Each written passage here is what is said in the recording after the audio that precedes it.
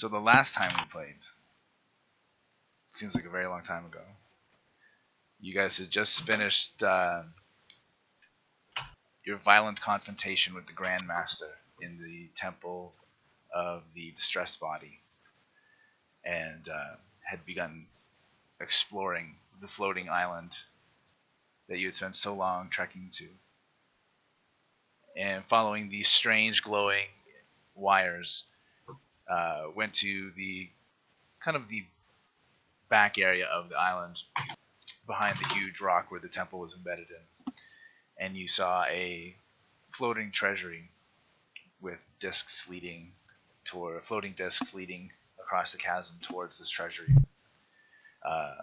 And after a brief examination of this, you guys decided to head over to the where the wires were heading, to the control room, where you encountered a number of brains that were being kept in jars with wires and diodes attached to them that seemed to be powering and controlling the whole floating island. And through some social interaction with these brains, you managed to get most of their favor and were allowed to enter the treasury using the floating discs, -1, which didn't seem very cooperative. We couldn't win him over. You guys managed to make it over to the floating treasury, even though it was a very tricky feat, with the floating discs being a little bit spaced apart, where you encountered a final brain that seemed to have a little bit more knowledge of Gorgon Sodi rocks and the laboratory that he had created here on the island, and seemed to hint at a laboratory in a distant dwarven city, distant lost dwarven city. You guys also found a number of magical items, including a suit of armor with many pockets sewn onto it. And then we left and continued on our way. Despite Tharhun's very apt observation that this was likely a magical item, you guys decided to throw it into the portable hole. And the instant the many-pocketed armor enters the hole, there's a flash of pale blue light and a deafening crack. A pinprick hole in space grows 10 feet in an instant and begins sucking in everything around it. In the blink of an eye, you and your companions are drawn into the hole. And for a moment you feel yourself tumbling weightlessly, spinning uncontrollably in pitch blackness. Your body begins to tingle and burn, but the sensation passes immediately. As you feel yourself steady, you and your companions find yourself weightless and adrift within a dark gray sky hanging over you, but also beneath you. There's no ground. Some of your companions are floating upside down, but here there is no upside down. Thin purple mists hang in the air and swirl around your body, and as you examine yourself, you realize that your body has been transformed and seems to be more energy than flesh. Your arms move, but by the power of your will. You have no muscles. You have no physical body.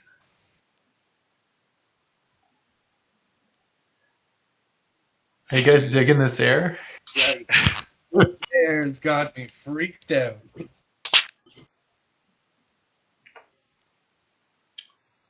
There is one immediate difference that you guys noticed about Brynn, and that is in the astral form. In the astral plane, he seems to have a swirling quicksilver scale embedded on his forehead. Damn. What is that about? When you put your hand there, Brynn, there's nothing. You don't feel anything.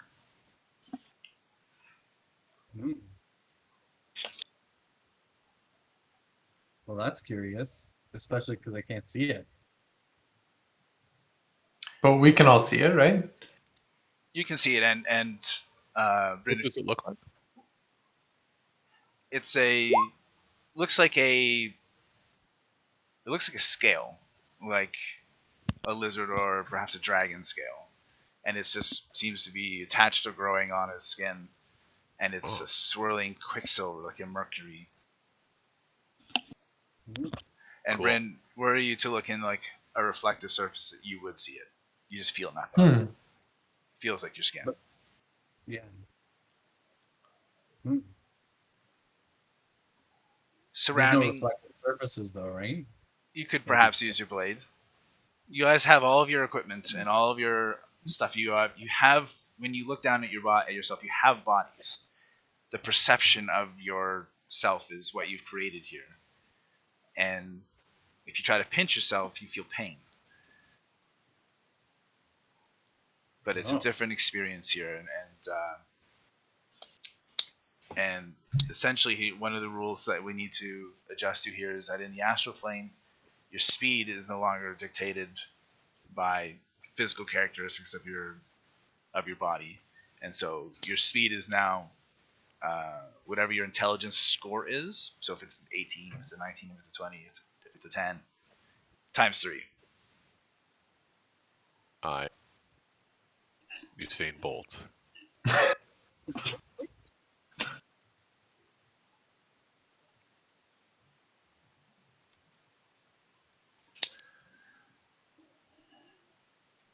Surrounding you is large pieces of rock and metal, broken components and consoles from the treasury. The debris seems to draw together as it drifts in this place.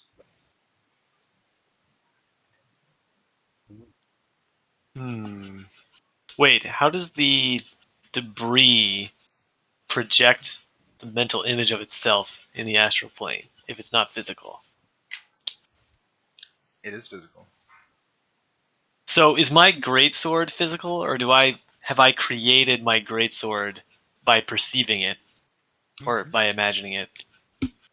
Make a Arcana check. Uh-oh. This is far too deep a question for Tharhun. Arcana? And actually, if Tharhun is voicing this question out loud, anyone can roll. But with an 18,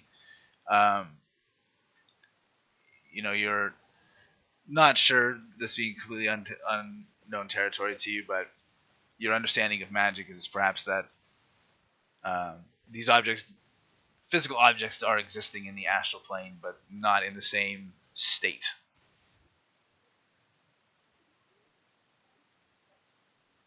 Ugh, what is the meaning of this?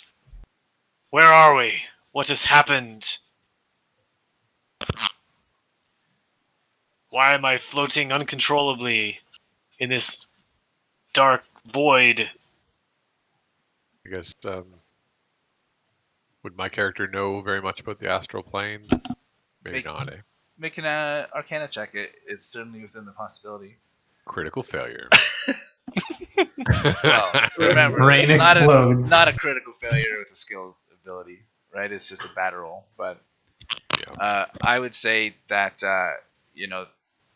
what you know of the astral plane is more in the lines of folk tales from the Halgud culture, and less so in terms of actual research. So you know that it is a place of spirit and dream, and it's a place where sometimes dreamers can get lost. Some stories would tell about in the Halgud culture. But what the rules are, like how it acts versus the material plane, would be lost on you. As you guys are kind of floating in the area, you notice that these purple mists they're faint, but they are also present enough that they're kind of obscuring your vision of each other. And yet, if you look in any direction, whether it's up, what you perceive to be the sky, or down, which is the same, you can see what look to be like tiny stars of multiple colors. They tend to be kind of a metallic color. Some of them are bright, specific colored hues. And they seem kind of impossibly far away, just as when you look at a star, it's impossible to kind of gauge the distance.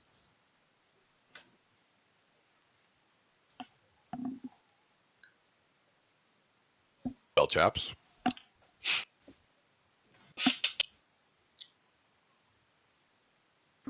Well, How did we end up here? What was that explosion? What just happened?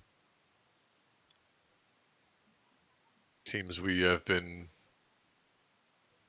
changed to another plane of existence. I would surmise. It must be that brain's doing. We turned our back on it. It has caused this explosion, and we have been banished into this realm. Never Somehow turn your he- back on the brain. Somehow he took my bag of holding. Sorry, A portable thief. hole. A thief and a betrayer. Well, if we ever return to that realm, I will not think twice before destroying that fiend. Where is here? Does anyone have their bearings? I'm just kind of floating here. I can. I'm looking at my spells to try and see what I can do.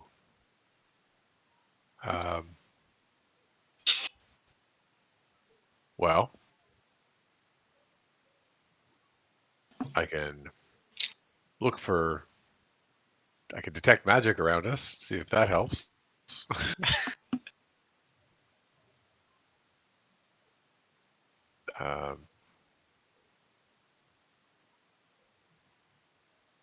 Other than that, I can teleport us, but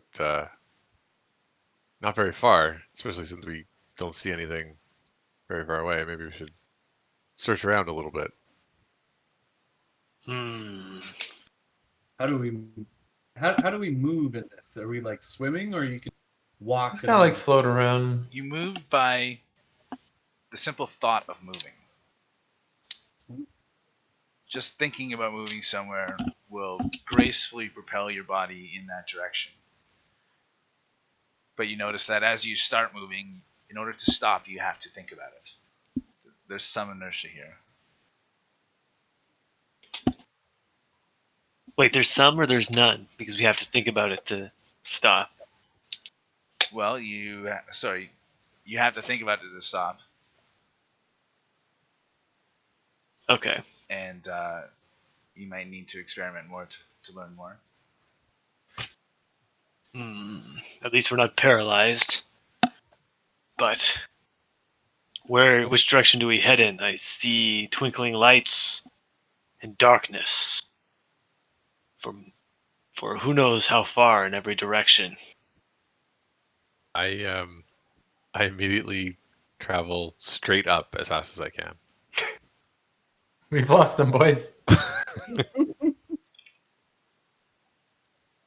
How far do you go? 60 feet, or nearly 60 feet. I'll go like kind of one round of movement.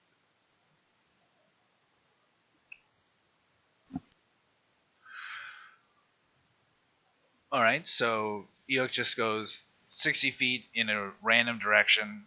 Straight up. To him, it's up. To most of you guys, it might be different. There is no up or down in this area, so Madness. and after 60 feet, he becomes much more heavily obscured by the purple mists.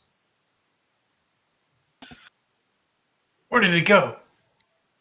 I'm over here. Stick together. We may lose each other in this blasted fog. I kind of zoom up to where Eikooc is. Is there any indication of where the portal brought us? Like, is there a tear or like any sort of debris that indicates the position of where we entered here? Not exactly. The gate closed essentially as quickly as it opened. It dumped you and all this stuff that was around you into the astral plane, and then closed. So you can't tell a difference in the actual space. But there is rocks, pieces of metal, loose wiring, and it seems to be kind of draw together to itself. I see.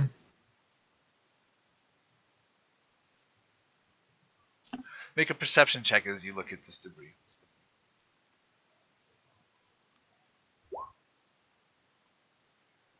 You see floating among the debris is what looks to be like the brain in a jar that had been in the room with you as the portal opened.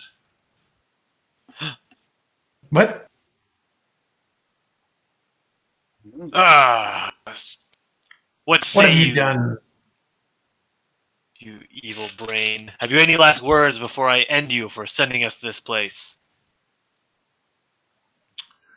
Perhaps he can get us back. As you approach the brain, you see that the glass has been cracked, and it seems like an injured brain. There's blood kind of pouring out of, not pouring out, but there's blood on the brain. And you do hear a voice in your head as in reply. It seems to be a little bit belabored. And it says, where are we? Don't you have any answers? You didn't send us here?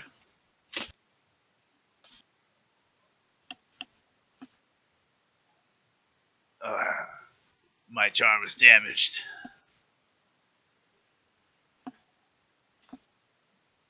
I'm unable to read my surroundings. What happened? Some kind of blast. And then we appeared here. It's darkness all around. Nothing can be seen except through this mist and twinkling lights far off into the distance. In all directions there is gray. Something is off. We can move by thought alone. We are not anywhere near where we were.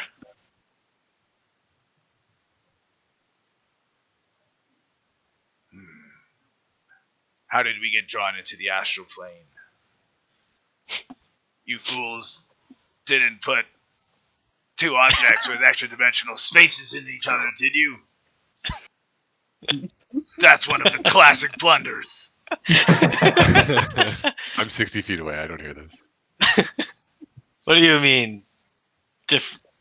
Dimensional whatchamahoozits? Like, what kind of thing are you talking about here? Speak plainly, brain. Perhaps you had one of those bags that held many things. Indeed, it has served us well. What of it? Did you place within it the armor that Sodi Rocks had kept in this treasury? Oh, his old pajamas. They were all baggy. Why, is there something special about his armor? Even the most novice wizard knows to be careful with objects with extra dimensional pockets. Your carelessness has condemned you to life in the astral plane. My eyes narrow. You guys can, like, sense the seething rage.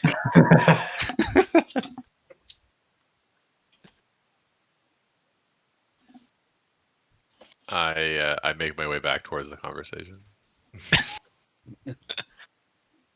Yuck! This brain claims that your bag of holding created that rift that sucked us into this place when you placed a magical armor of extra dimensions in there. Is this possible?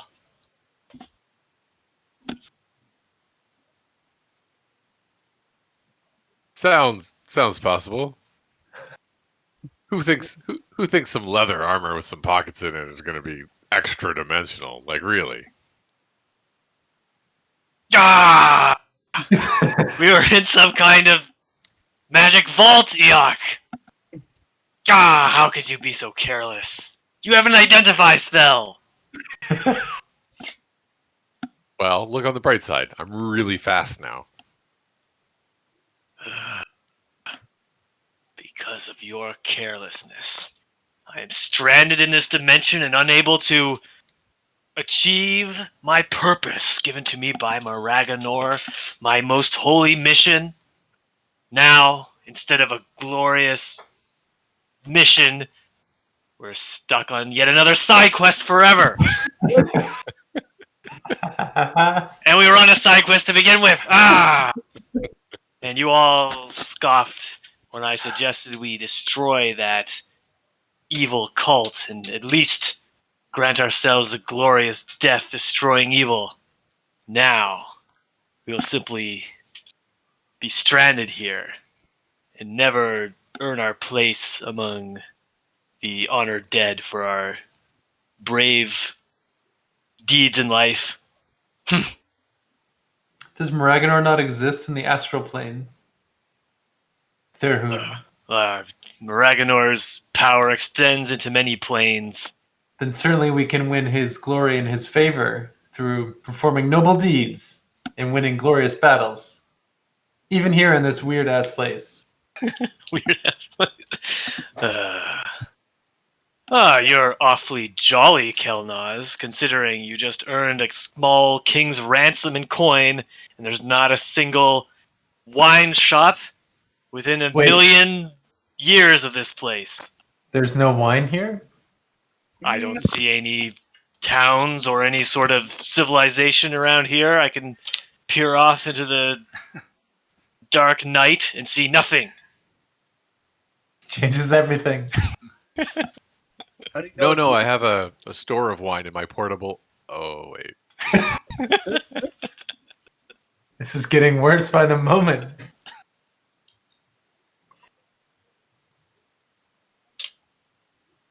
Brynn, what is that weird thing on your forehead? Have you started changing form? I have no idea what you're talking about. I can't see anything. I can't see my own forehead. Dragonborn. Were you a demon this whole time? What is that thing? Let me take a look at it. I take a look at his weird thing. Is it a dragon scale? Make a nature check. Maybe you're brothers. Oh. See here, nature. All the checks I'm not good at. Whoops.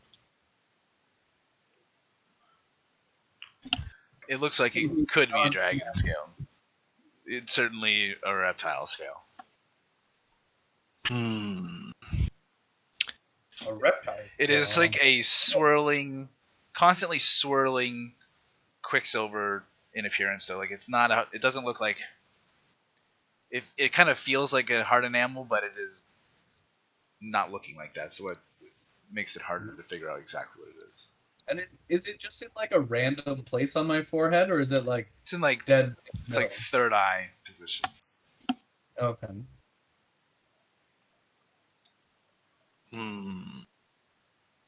What could this mean?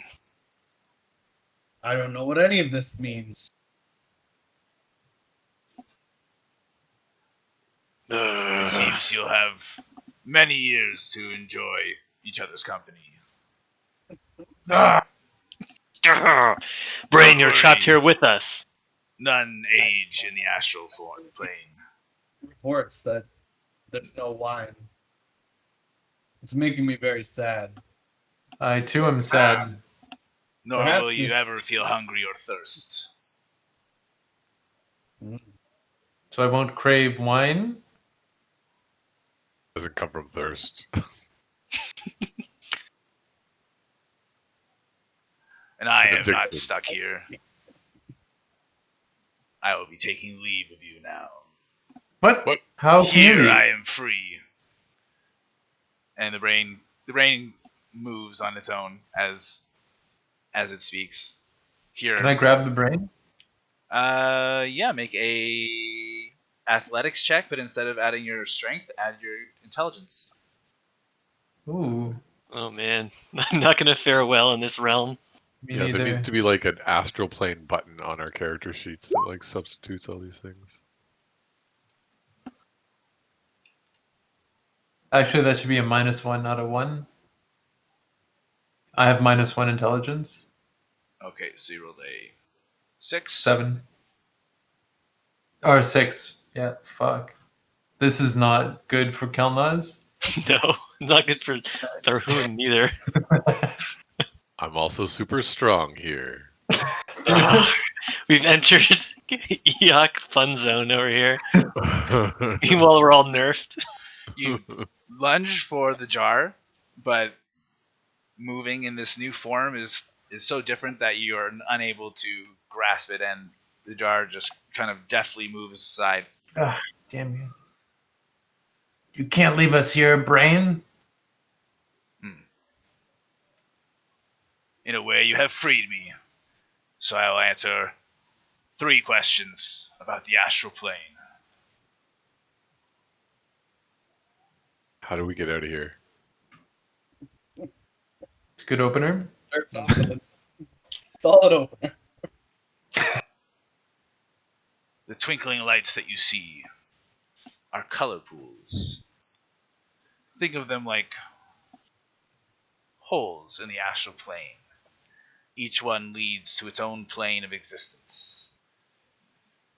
Each one is double-sided. You can also use any form of magic or find a gate.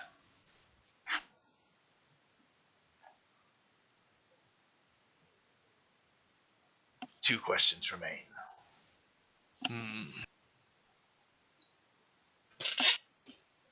How would we know which gate or color pool would lead back to the mortal realm or the physical realm?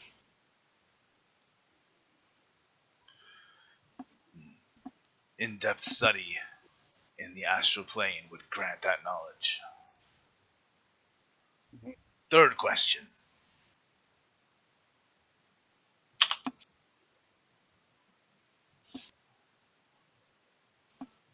Why can't you take us with you back to the material plane? I am not returning to the material plane. I will be returning to my home in the hells.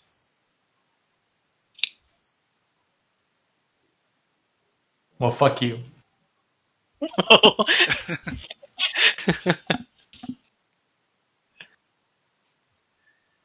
You need not know which light is the material plane.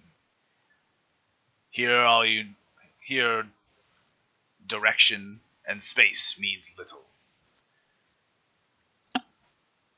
To get where you wish to go, you must only think about where you wish to go. Should you focus your attention on a color pool to the material plane, you will find yourself there eventually.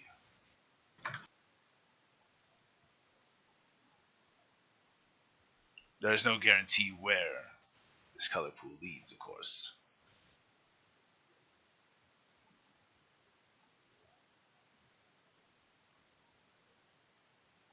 How are gates different than color pools? A gate tends to be created by a planar being for a specific point of entry.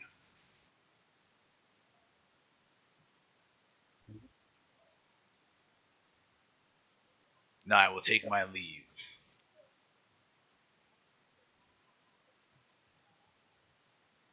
And the brain starts to drift away.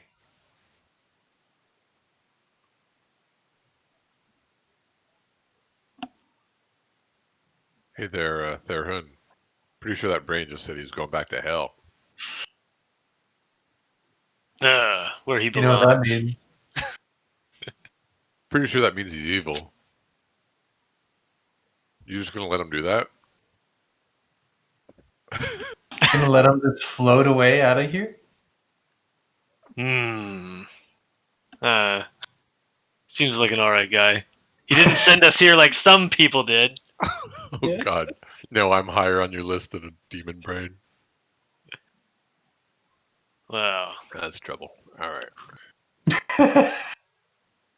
foolishness will. PR nightmare. You'll have to repay that back with many deeds of glory.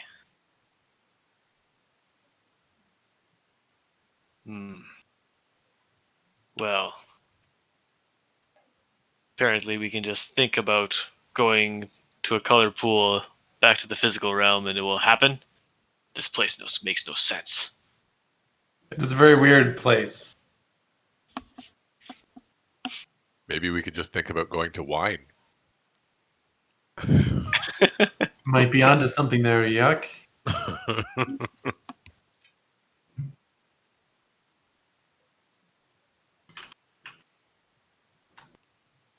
Suppose we should make our way to one of these beacons then.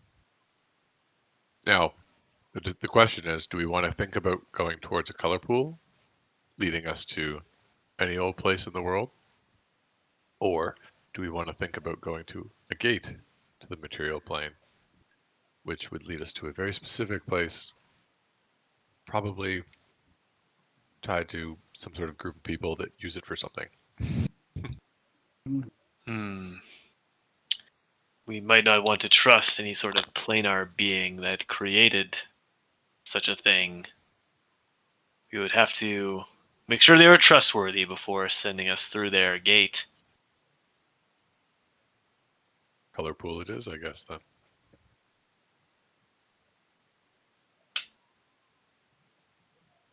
Shall we all hold hands and think together? Is it Perhaps necessary we to hold can- hands? Think of some sort Get of in here, carriage. Tharhun. Eikooc as the horse to draw the carriage. We can sit while he blasts us through space-time. Use my brain speed to pull you through. Yeah, it's not like we're heavy.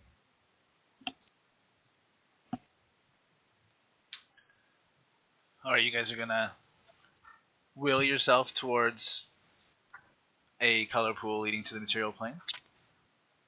Indeed we are. Okay. As you guys start to move, you realize that the travel is going to be very monotonous, and there's almost no change in your surroundings as you float. There's no indication of going in the right direction or even in any direction.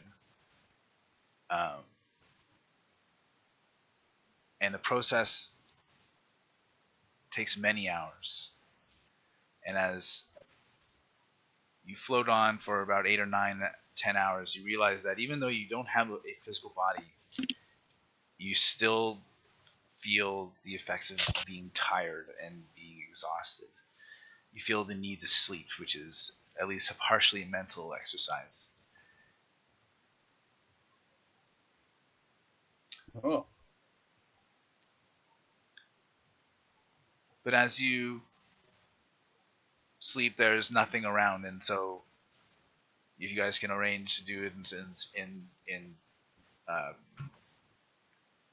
shifts if you want, but the end result is an eventless moment where there's no night, no day, just the dull gray sky and the purple mists. After you guys have been floating for nearly 20 hours, the purple mist that seemed faint a moment ago begins to grow dense, and the gray sky darkens. As the mists grow thicker, they swirl and move quickly, blowing like the winds of a mighty gale. Your mind reels as you're racked with psychic seizures, and all control of your astral body is lost.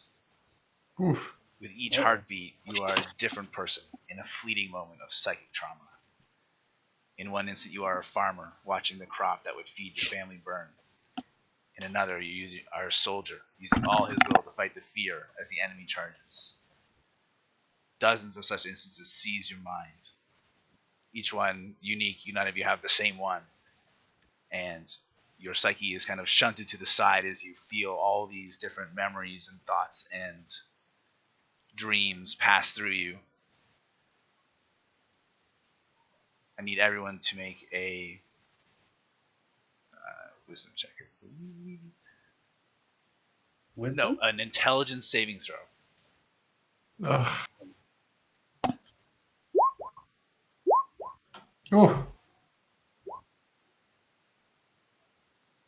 Ooh.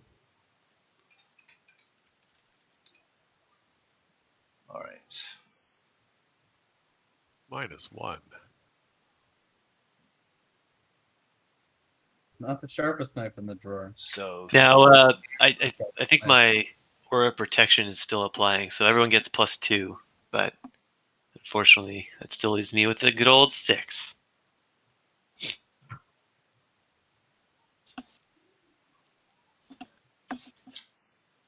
okay, Might, well, might help Brynn. yeah, in that case, it's just you who fails, Tharhun. And roll a d20 for me, just a straight d20. 20. Okay, you take 22 psychic damage.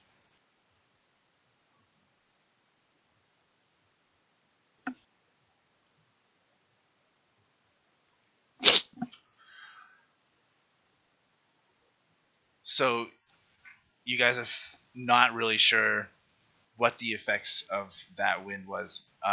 Most of you are able to shrug off the effects as the wind seems to die suddenly, almost as suddenly as it began. And only Tharhun seems to be kind of visibly shaken by the experience.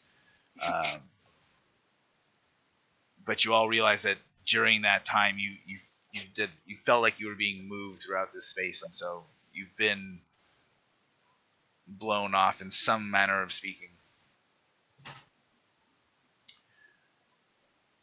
You spend another quote-unquote night in the astral plane and continue floating on for another 10 or 15 hours, when in the distance you see appear almost out of nowhere, out of the mist, seems to appear about 200 yards, what looks to be like a small boat, right? It's not floating on water per se, it's just floating through the mist, and it has these wide sails that are on either side of it. And it is gliding through the astral plane, seemingly towards you. Ah, the sea ghost. there she is. Ah, it's sight for sore eyes.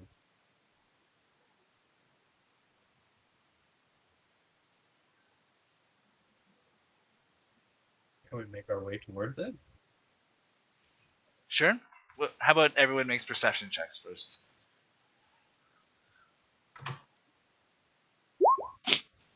Oh, Kelnozz. I am super perceptive. Whoops, that was persuasion. Classic blunder.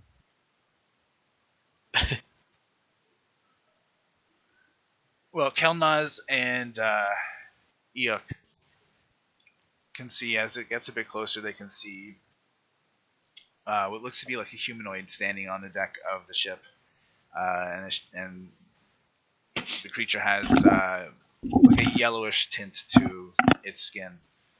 Ahoy there. As it gets close and you shout out, the creature comes to the deck and says, "I come in peace." You see it's a woman. Well, that's good because we are lost. "I am Janara of the Githzari. Will you come aboard and take my aid?"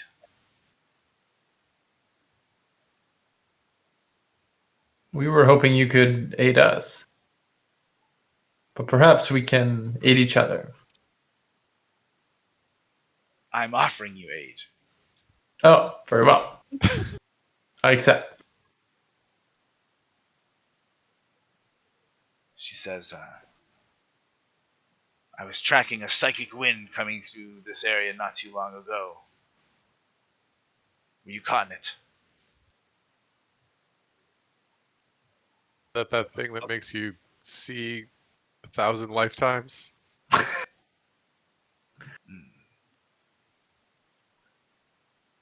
Are you newcomers to the astral plane? Indeed we are. Yes. Someone put 2 magical items with interspatial areas inside each other. I point over at the Dragonborn. A classic blunder. Are there many people that come here due to that problem?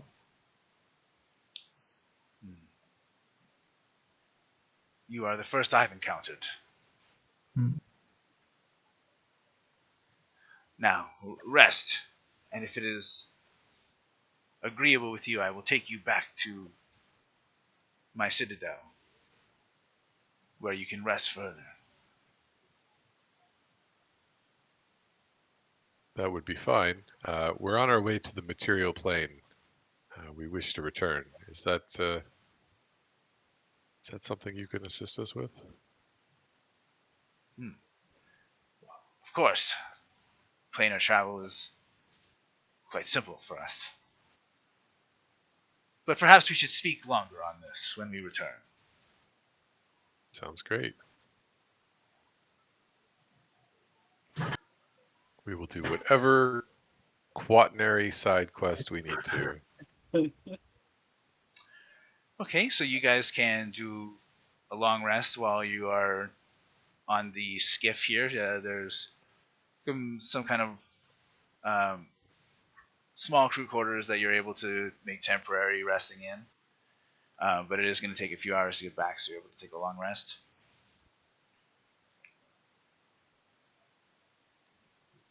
Janara is mostly focusing on propelling the craft through the astral void. But it is, if you guys want, you can ask her questions or discuss anything. Do you just pick up strangers all the time? No, it's quite rare to find people adrift in the astral plane. At least without a silver cord attached to them. The silver cord, could you tell us more about that? Indeed, yes. People, wizards and magic users from the other planes, when they can project their souls here. And when they do, they have a silver cord that leads back to their body. Only a few feet of it is visible. But should that be sliced, then they would die on the material plane. Ooh. She puts her hand on a silver hilt on her sword and says, "But we don't have to worry about that. What is your story? How did you come before your unfortunate accident?" It's a long story. You have the look of heroes to you. Suppose you could say we've performed some heroic deeds. We're kind of a big deal back in the material plane. I would expect no less from a child of Zerun. She glances to Tharhun.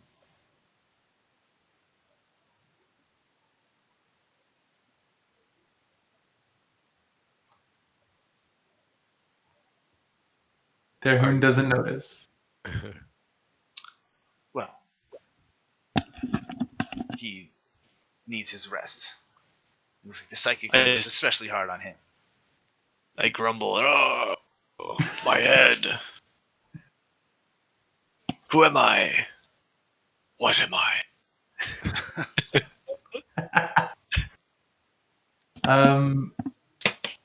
If you don't mind, I have another question to ask you. Please, it will take up some of these long hours. Our friend Brynn, he appears to have some sort of strange scale marking on his face. Have you ever seen such a thing? Janara laughs and says, "You truly are new to the astral plane. Oh, your friend here is kissed by luck. Oh.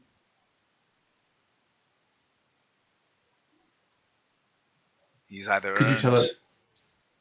it? Yes, there are many like him. I'm surprised he's the only one out of your group. But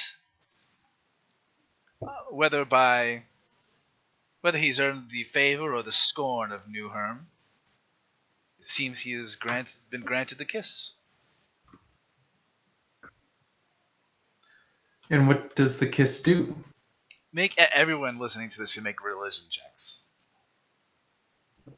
Man, every check we've done in the astral plane, I've had like negative modifiers too. You're rolling like I know, which is Yeah.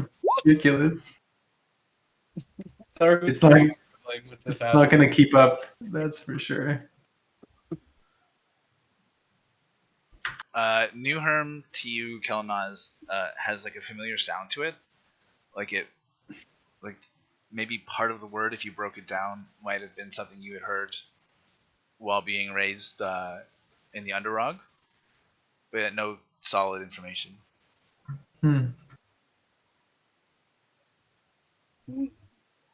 I'm not familiar.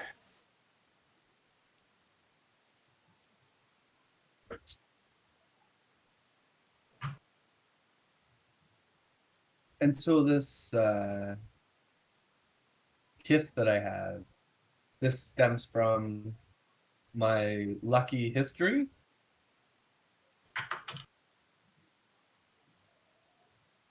It's hard to know. Janara just says, it's hard to say. Some are born with it, and some come to gain it during their time.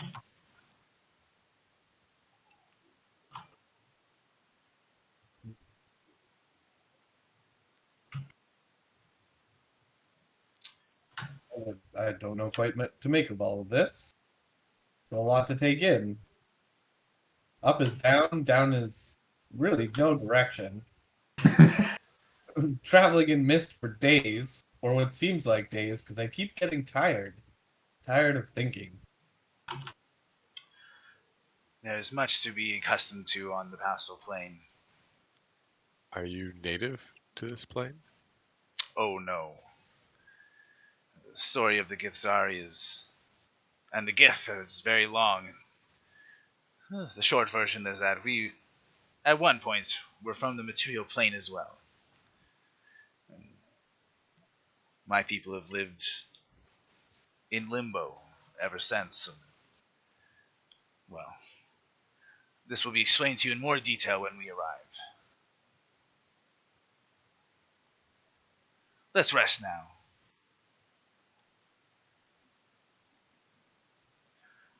And as you guys get close to, after a few hours, you guys see yourself getting closer to a large rock that seems to be floating in the astral plane. And there on top of this rock is like a massive adamantium citadel. And Cool. As you arrive there, you see that it is kind of like a monastic kind of order. Everyone there seems to be in flowing robes, scuttling here and about, kind of with most of them with scrolls tucked under their arms. Not many of them are kind of armed or anything. Most of them are kind of wearing a sword at their hilt, but none of them are heavily armed or heavily armored. And Janara says,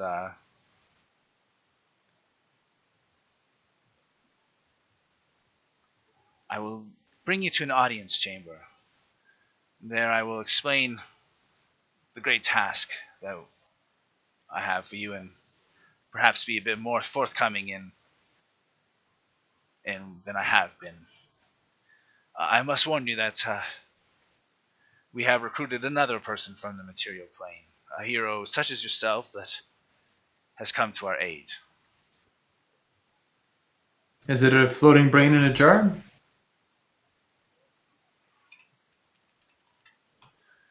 She leads you guys into a audience chamber, and you see a dwarf meditating in the middle.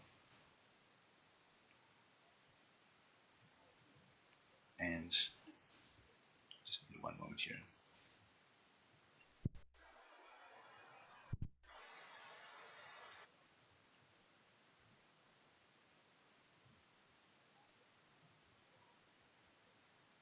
Sorry.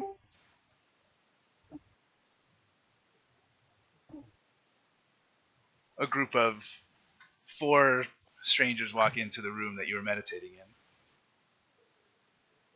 As you enter the room, the Gazeri mutely nods to the dwarf sitting in the middle of the barren room, leg folded underneath him. You hear the dwarf chanting repetitively. Everyone knows you can't put a portal hole in a bag of holding. Everyone knows you can't put a portal hole in a bag of holding. The group approaches him slowly, drawn to him. His energy is so unique yet strangely familiar, like a childhood friend, yet so much more. A brother? Draped in a gorgeous wolf fur, the dark elf's eyes locked on, and his lust for the fur could barely be contained. Did he have more furs? They all wondered who was this handsome dwarf. Why was the first thing they thought about was how handsome the dwarf was? Why is that Gazeri Genera giving me that strange look? The dwarf looks up, shakes his head back and forth violently.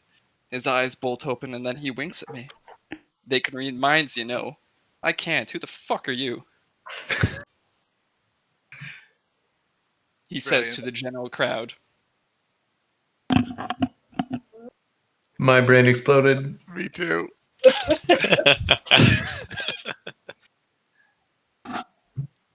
Uh, Welcome. oh my god. Mission success. That was a very good reveal. Yeah, that was amazing. Holy shit. I had so much homework. That's good because we have no idea what the hell's going on. Wow. Yeah. Have you just been Well, waiting? my companion Genera can probably fill you in better than I can. If Genera's here. That was your homework, right? Janara is here. She says, What did- perhaps this is a good time for introductions. Well, since I'm the odd one out here, my name is Grage, and I grew up on the far side of the hill, and well, I was donated to a local monastery, and the monastery was a little shady. I could elaborate more, but let's just say they wanted to play, and I smashed their balls. After that, they named me Garbage, and tried to break me. The monastery traded me to the Githzerai, or as these monks are called, the Zers. But watch out for these yellow fucks, eh? They can read minds, so if you're thinking about fucking their sister or stabbing their hands, well, they know. So, they're not all bad, though. They renamed me Grage. They just took out a few letters from my name. And, Janara here has kept me on a short leash. She sends me out on solo missions. Typically, I just go out and tickle creatures' balls and try to get back out with too much fuss. The area isn't meant for soloing, so I've been going on here for Genera, what, like 50 years now? I don't know. Time doesn't really have a meaning in the astral plane as far as I'm concerned. But were you to ever return to the material plane, you would age that many years. So we cannot stay here for too long. Of I course, wasn't made aware of that fact. Of course, the Githzerai and the Githyanki have come here for that very reason. But perhaps it is time to let you in on more information. You see, it was no happenstance that I came across the 4 of you drifting through the astral plane. My leader, the Mengar, foresaw your group as you toiled in the material plane and saw in you the heroes that we needed. You see, I mentioned earlier that our race was at one point from the material plane. Centuries, perhaps eons ago, we were slaves to the mind flayers. We were used and abused by the Mind Flayers for their experiments. And it was only after great upheaval that we were able to free ourselves. Our people splintered. The Githyanki, a warlike people, moved here to the astral plane. My people, the Githzerai, have lived in limbo. But my group was sent here to watch over the Githyanki.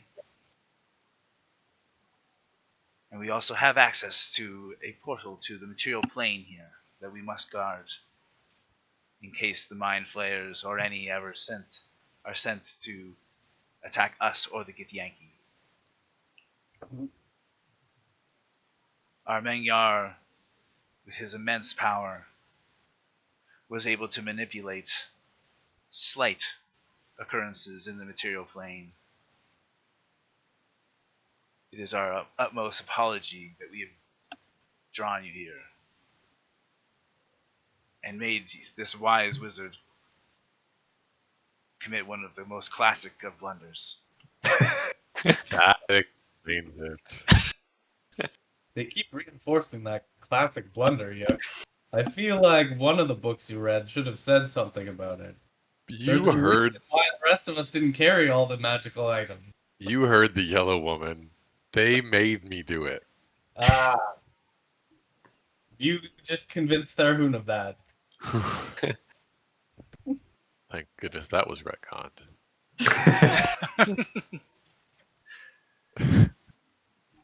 Do you not miss the material world, our new dwarven friend? I forgot your name already. Fuck. What's your name again? Gris? Garbage, but Grage for short. Grage. I have to take notes. Fuck. Yeah, no worries. I'm well, in the material world, I'm about 100. I'm a hill dwarf, and yeah, I'm a pretty fit and sexy monk. I noticed his You should write that down.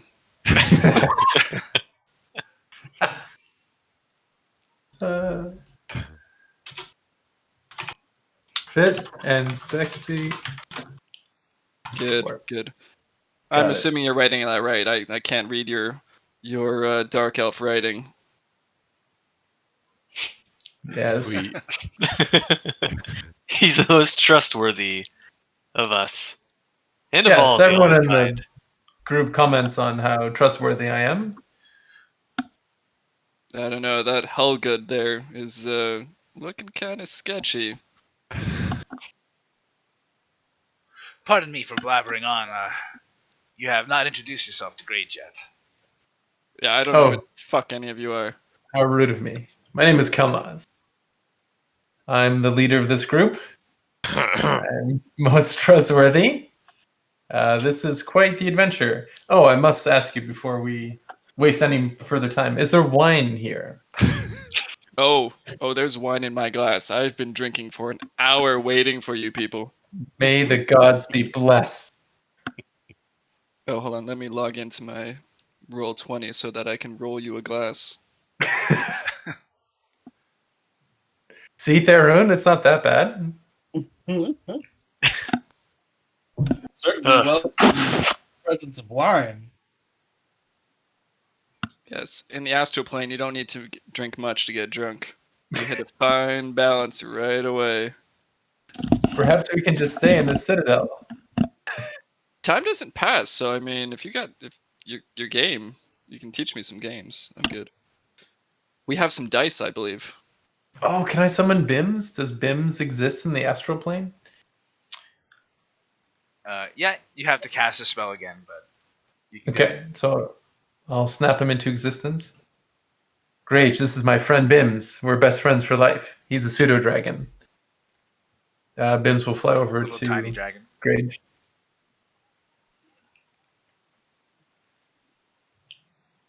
He won't bite unless I tell him to.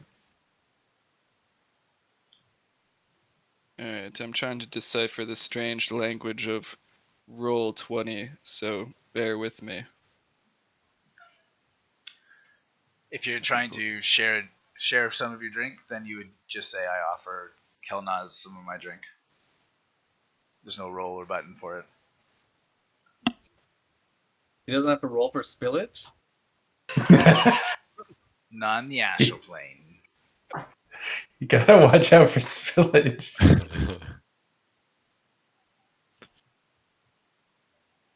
Hell yeah. What does this taste like? Is it like anything I had experienced in the material plane? It's definitely a different experience. It's more of a idea of a flavor rather than a sensation of flavor. Interesting. It tastes like that time you lost your keys.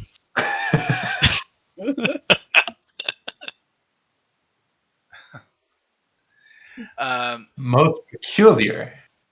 After a moment, Shinara says, which brings me to the task at hand. Some time ago, we learned of a mind flayer plot. It seems they have discovered or created an artifact of immense power. They are calling it the Gift Capacitator. Our spies tell us that their plan is to use this to steal the psionic ability from all Gith and to enslave us once more. Furthermore, if we get too close to this artifact, it will enslave us, which means we must rely on outsiders. We ask that you 5 create the first Rakma to ever be made of non-Gith. A unit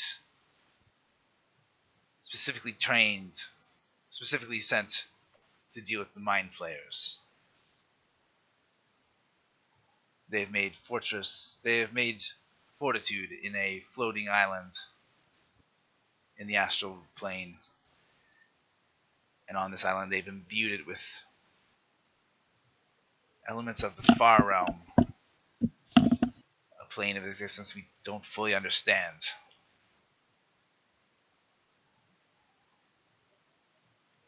Our spy was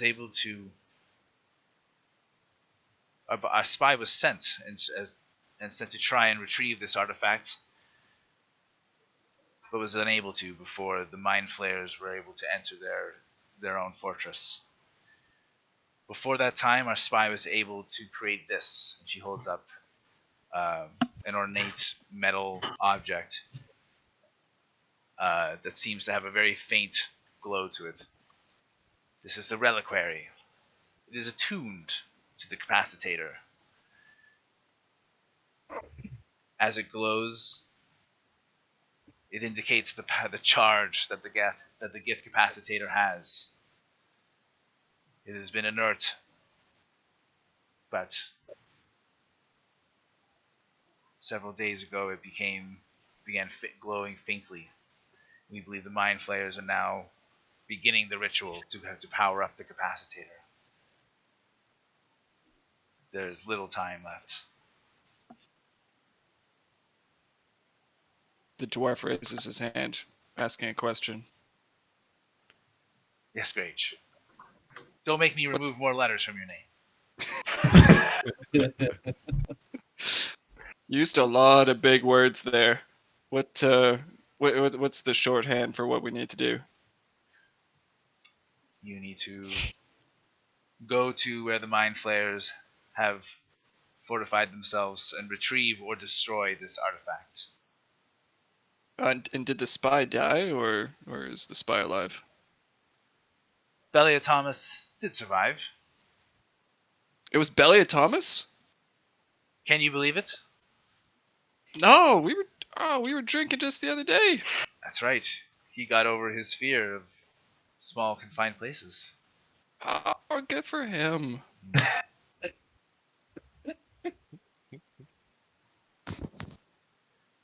Were you to complete this task for us, we would gladly send you on your way to the material plane, and of course reward you greatly.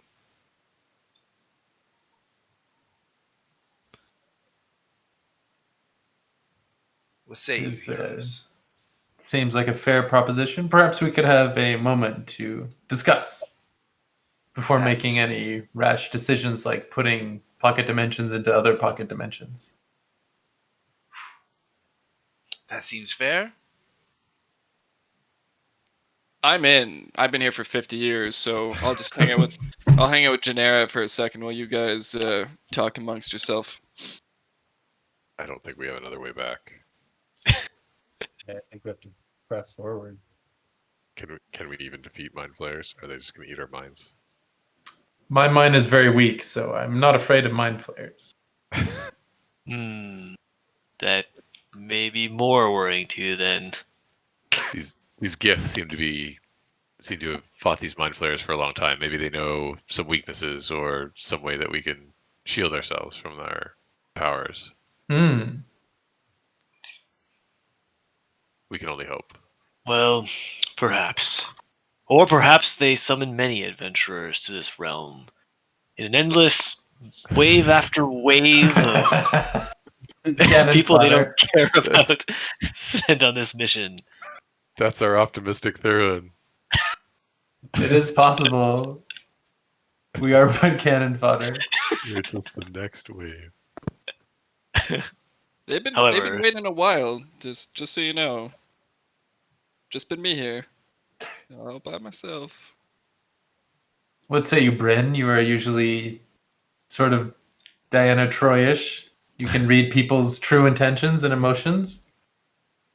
Well, perhaps I can now, but that ability left me quite some time ago. It's all quite a bit to take in. We've got Grage here. Floating yellow bodies. It's all a little new to me here. It's a lot to take in. Now I they might feel look like so- vampires, but they don't drink blood. It's good to know. Vampire prejudice.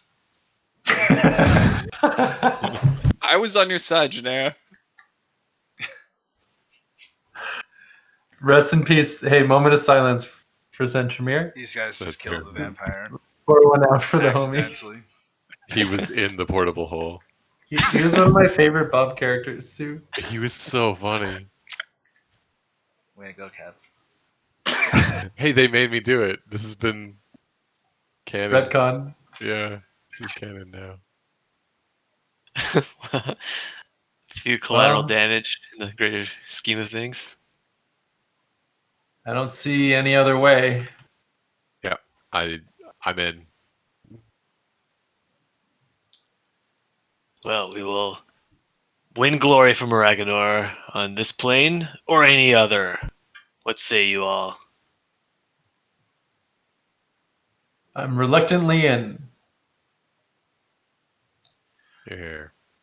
Shannara seems like a great weight has been lifted from her. She says, "That is excellent. There's not a moment to lose. But first, I must ask.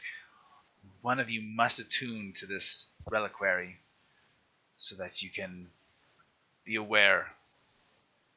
As the charge increases, you'll know that you have less time. Who will be charged with this duty?" Seems like a great job for Grage. Yep. I have been training for 50 years to lead this Rakma, as it's known. I graciously accept the R word thing you mentioned.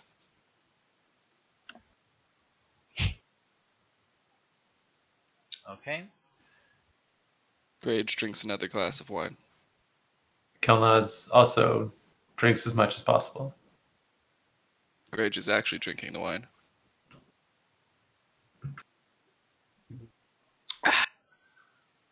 Tastes like that feeling you get when you're in a car and it suddenly goes down a little bit. Like the suspension? No, you're suddenly like weightless and you get that. Oh, like you go over a little hill or something. Yeah, that's what it Yeah, tastes yeah, like. yeah. That's a weird feeling. Yeah, that's what the wine tastes like.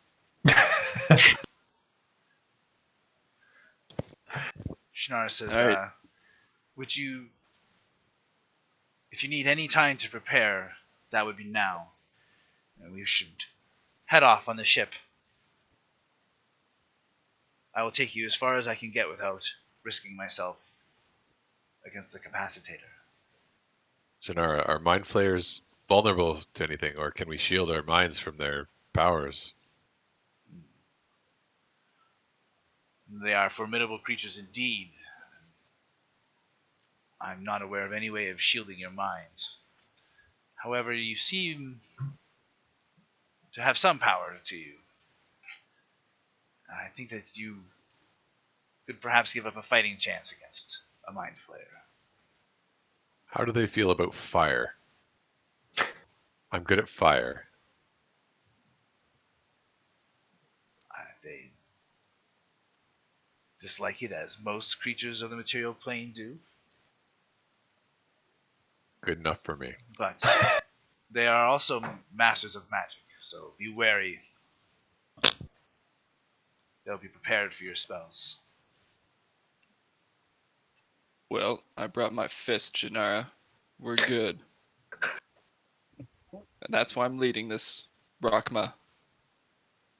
Gennaro, though, your entire species fought a bloody war to free yourself from slavery. Surely, you know, some weakness we could use to, you know, have an advantage. They are cruel and powerful beings. They would not have been such tyrants if they had an obvious weakness. Still, as powerful as they are mentally, they are somewhat frail. If you are able to get up close, then perhaps you are able to balance the fight a bit. And it should Excellent. be a small relief to you that their fortification, which they've infused with elements of the far realm, although very inhospitable, is like the material plane in some ways. You should have more control over your body as you're used to on the material plane while there.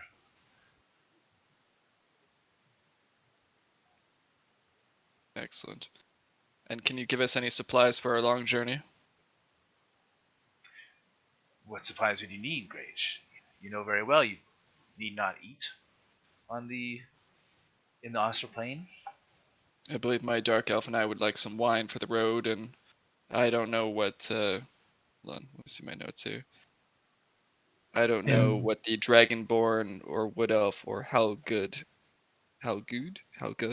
eat or drink, but I'm sure we could use any supplies you could provide. Yeah. In Any the advantage. Underdark, we call them road rockets. What do you call road rockets? Wine provisions for the adventure. Ooh, I like that. I'm I gonna write that apologize, down. Grage, but there is no food in the Citadel. This wine that you have is what we've created out of your express insistence. It took 20 years, and I'm still grateful, but you know, some food would be nice too. Maybe when we get back.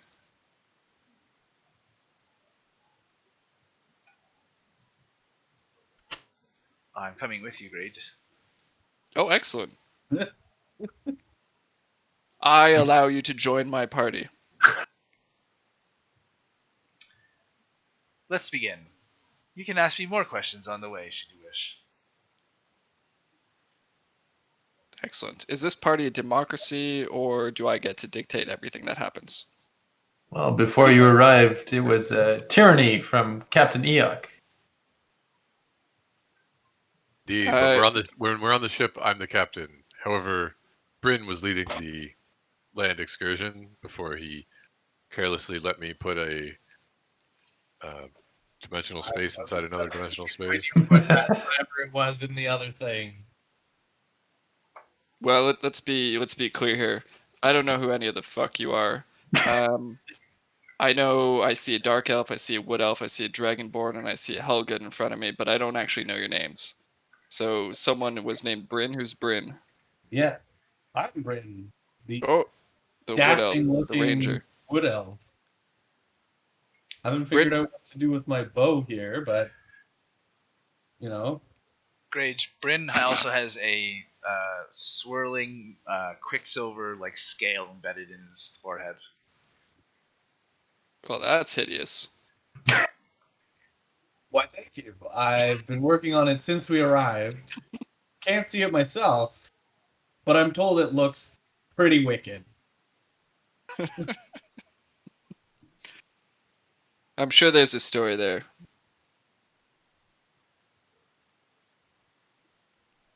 Well, we were just discussing previously before we met you that it might have to do with how lucky I am.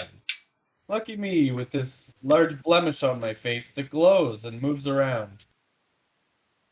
What if I poke it just like this and Recommend this? it. We don't like to enrage it. Okay, Eric, make your unarmed strike. And this. Hold on. Your fists are weapons. Hold on. Where is this? D. What D do I roll? Should be under your attack. Should be unarmed strike. Oh god. I'm Somewhere in the middle? unfamiliar.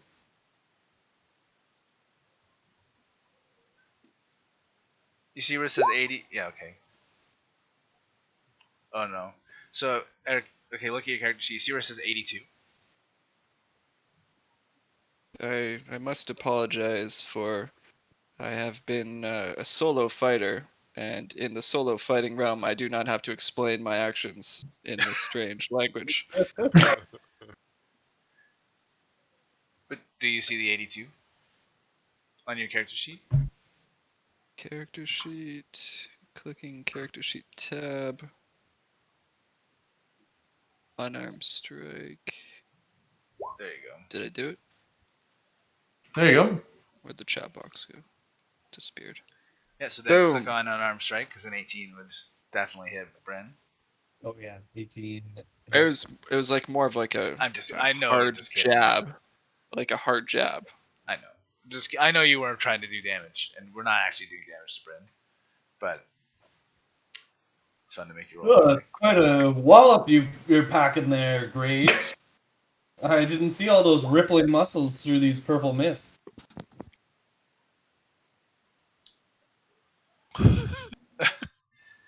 It just Oh. feels like it doesn't feel wet, even though it looks like it's kind of a liquid swirling. It feels kind of like a nail, like a fingernail. The thing on his head? Yeah, it looks like a dragon scale, but it is swirling in a mercury quicksilver texture kind of look. Brynn, I'm not a doctor, but I recommend you see a doctor. You know what? We've been trying to find wine first. Doctors are really secondary or tertiary at this point. I got this thing on my face. It's all very confusing. Okay. Anyway, what is this this through the woods. Dragonborn's name? My name is Tharhun. There. He's a bit cranky in the astral plane. My name? Well, He really hasn't been himself. Alright, Tharhun, you got a deep voice there. Sexy. Good job. Alright, and then we got this this Halgud. Seems like some sort of giant-like creature. Way to play outside the box there, Halgud. What's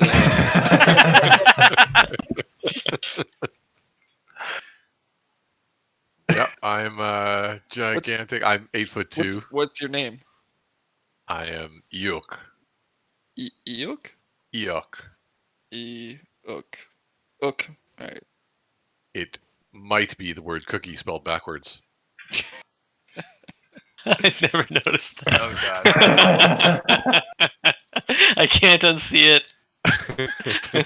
That's the only way I remember it, is that it's cookie backwards. Eikooc. Alright, I'm gonna spell it phonetically. Alright. The K silent? Eikooc. Yeah, it's Eikooc, silent okay. K. Alright. Come on, man. I'm a wizard known for my fireball diplomacy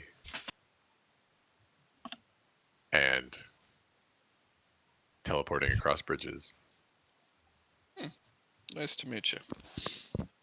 I'm sure We you are- have many stories to tell. And then we have this sultry dark elf sitting over here that enjoys the wine with me. Indeed. And you said your name, but I didn't have my notes open here. What's your name, dark elf? It is Kelnozz. We are truly a ragtag group who get ourselves into trouble and most of the time try to do the right thing. Trouble part is mostly Kelnozz. Sounds like we could make a movie out of this. Brynn's made quite a bit of trouble. Movie? Brynn's It's trouble. it's like a really good book. Ah, Brynn caused the whole scene thing. Yeah, that's true. true. And Tharhun has definitely made some trouble. Oh yeah, A lot yeah. of trouble. Yeah, trying to convert entire species. Well, all species deserve to bask in the light and justice of Moraganor. Are you a religious man? Great. I have my moments, but in general, I just believe in doing whatever I believe is good at the moment, and fuck whatever else. So it's caused me some trouble. I've done some good, but not everyone sees it as good. But some may call it chaotic. I just call it good. Let me read a book about Dragonborn here because I'm not very familiar with Dragonborn. Dragonborn are different in my campaign, Eric. Are you reading that, or are you reading the player's handbook? I was googling it. Oh, yeah. Dragonborn in my campaign are you can't start off as a Dragonborn. It's like people who have been chosen or cursed by the gods are turned into Dragonborn. Damn. So So he was chosen or cursed. So Scott started off as a half-elf paladin, and through long story, became Dragonborn. That's good. I mean, I fucking hate half elves, but like, Oh, yeah, fit Dragonborn quite is well. good.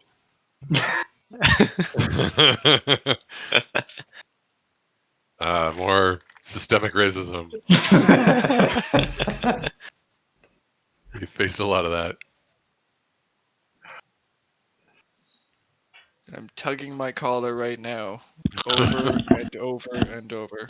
This entire world is racist against elves. Yeah. At least we're out of there. I mean, no racism in the astral plane, right? Janara looks gives awkwardly you from side to side. Yeah.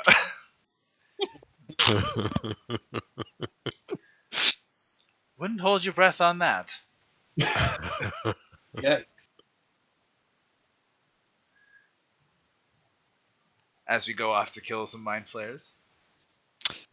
Excellent party. So as Janara was saying, we have a mission, and even though I'm leading this mission, I will let Janara guide us because she knows this land better than any of us ever could.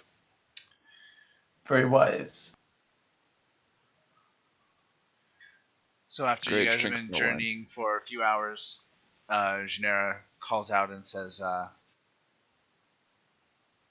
here I'm able to take 2 different routes through the astral plane. However, both are perilous.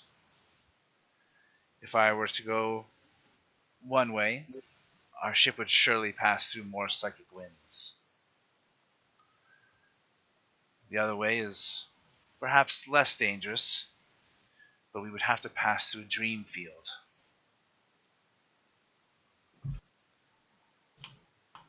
This is where Well, To those of us who aren't familiar with Dreamfield, what is that? a dream field is parts of the astral plane where all dreams from the rest of the planes exist.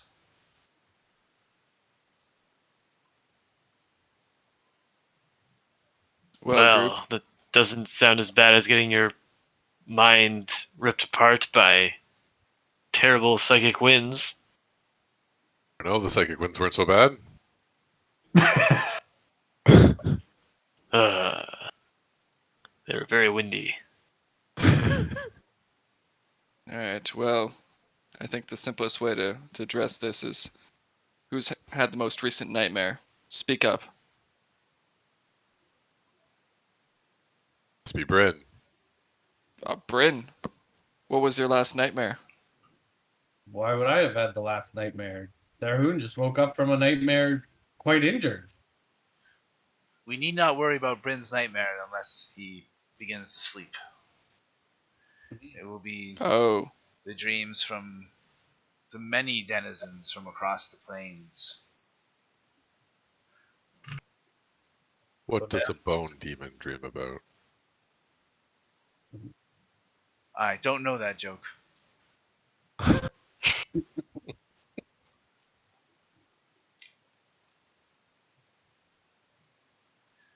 She looks very perplexed.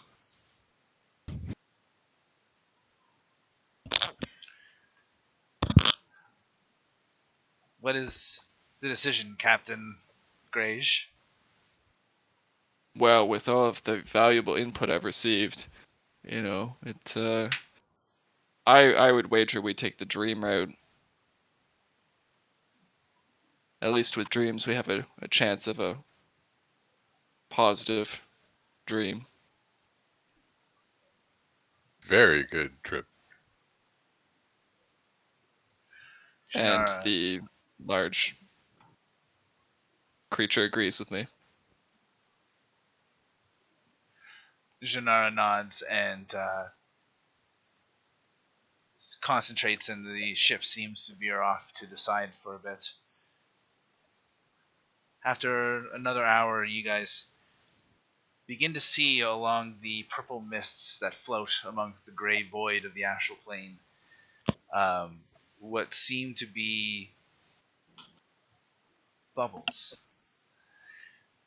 The bubbles are formed in the mist, and some cluster in tiny bubbles, and you see others in the distance that looks like they're larger than any castle you've seen. Janara's and the skiff are kind of skillfully weaving between the spaces of some of these bubbles. This is what dreams look like, says Janara. Every dream from every world in the multiverse takes place here on the astral plane.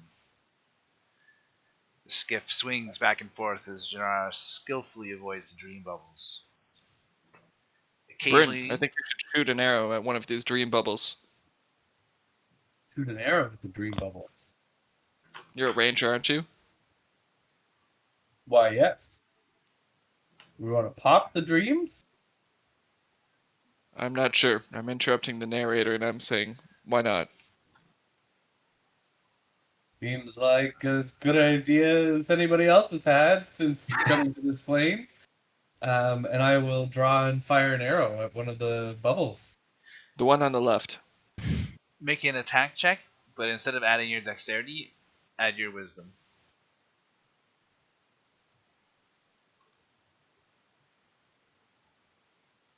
Wisdom modifier, right? Yeah, just roll normally and we'll take your dex out and add wisdom manually. I Oh, okay. think I did it properly, because proficiency bonus plus modifier. We don't yet know if this dwarf is planning on sticking around or this is just a suicide mission for him. You Well- loose an arrow, and I looped an arrow anyways. it Should have thought about that flies when you were straight back through away. the astral void. You realize that this bubble was much further away than you thought it was, and your arrow doesn't hit the bubble. But you notice your arrow doesn't ever stop. And with no kind of with no mind to stop it, it just goes forever. Brynn, Okay. I would like to thank you for listening to me. And I would like to nominate you as second in command of the First mate. Raccoon that The we've established lucrative first mate position. Eric, do you know what you just did? This blatant dark elf discrimination has to end Oh my immediately. god, Eric! I hope you knew what you were doing there. I am well aware. I have listened to over 30 episodes Oh my god. just You to have done your prepare. homework. Inside Just check. Just to prepare. Uh, Well, I listened to the last one, but yeah, that's it. They're very long. They are. Excellent. Anyway, Brynn, you shall be the second in command. Thank you for listening to my orders. The giant is correct. I do not know how long I shall live in this world, but I know I will get you from point A to some other point. what an inspiring speech.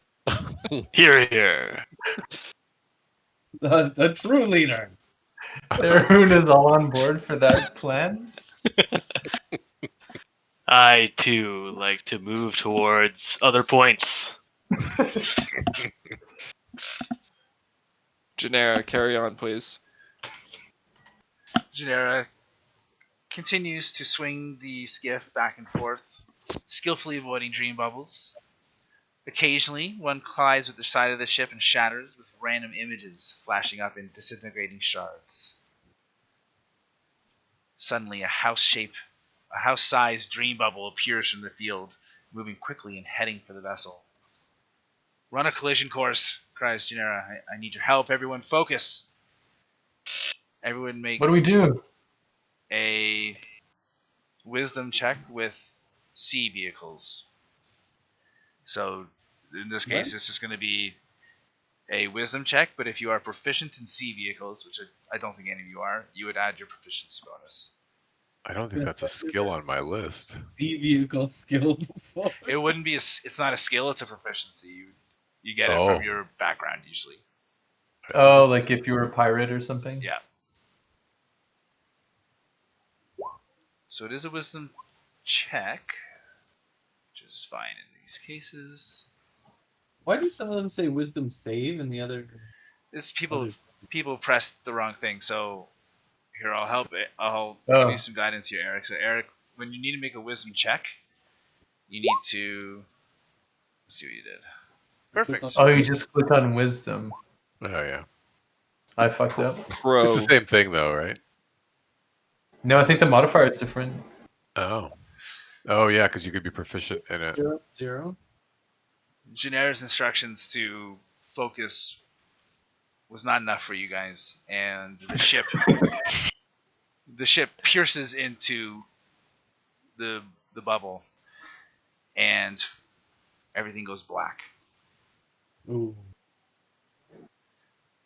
After a moment,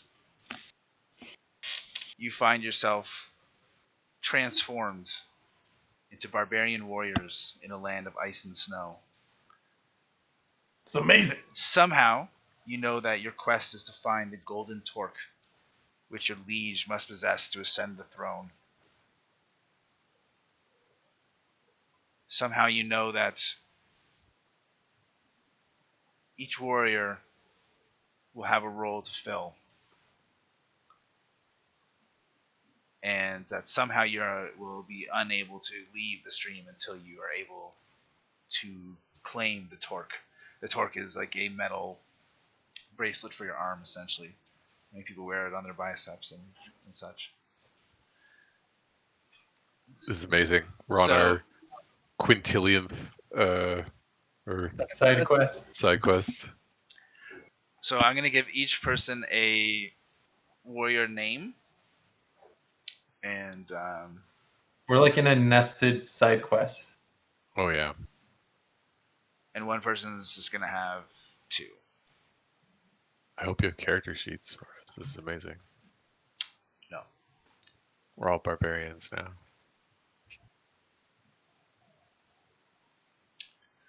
All right. So, pressing the wrong buttons here.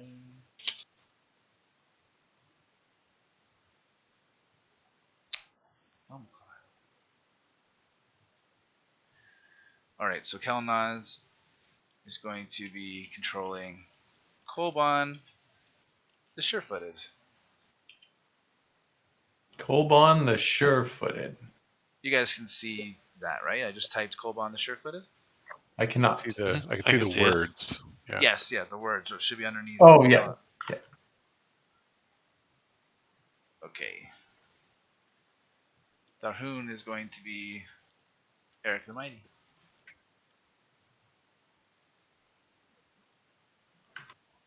Eric Not will confusing. be Halvar the Frightening. Boo.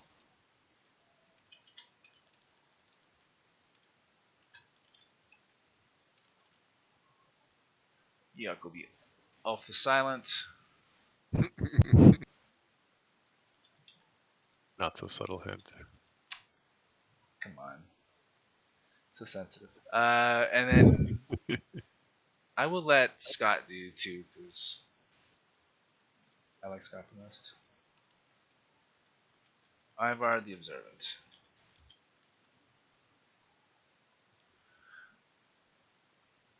So this is definitely going to be separate than the usual D&D mechanics. Is you basically are just going to say my character is going to try this, my character is going to try that, and we'll see how it goes. It's a little different. So as you guys begin the dream, you find yourself at the edge of a snow-covered forest, beyond which is a tower of ice. From the topmost window shines a golden light, which is the torque. So you're at the edge of a snow-covered forest. And you have the dream logic knowledge that each warrior is going to have a challenge that he's going to need to overcome for the whole group. So it's your job to figure out which one of you does the right thing. Well, let's head to the tower then, barbarians. You're here. Can we sing a barbarian battle hymn? Shanty. Absolutely. Do we have memories of who we used to be? No. In the stream logic, you don't. Oh, excellent. I believe Kevin the Barbarian has the deepest voice here for singing. Lead us in a song. Allow me to refer back to the ancient spirits. I'll need just a moment to reflect upon my So you guys are ancestry. going to enter the forest singing. Here we go. I got one. Do any of my performance skills carry on into No. the stream? No, they don't. All right. Well, here goes nothing. Oh, who lives for the blood of his enemies? We do. Oh, that's good. Whose jolly good fun times involve ripping spleens. They do. They do. If brutal backsnapping is something you wish, We do. We do. then get some good liquor, lickety split. We do. We do. That's all I got. The barbarians charge towards the door. Through the forest. Through the forest to the door of the tower. Ice After tower. listening to Kolbon the Surefooted's mighty tale, you charge through the forest and soon become hopelessly lost. And you all die terrible and varied deaths. So now each of you can describe how you die in the forest.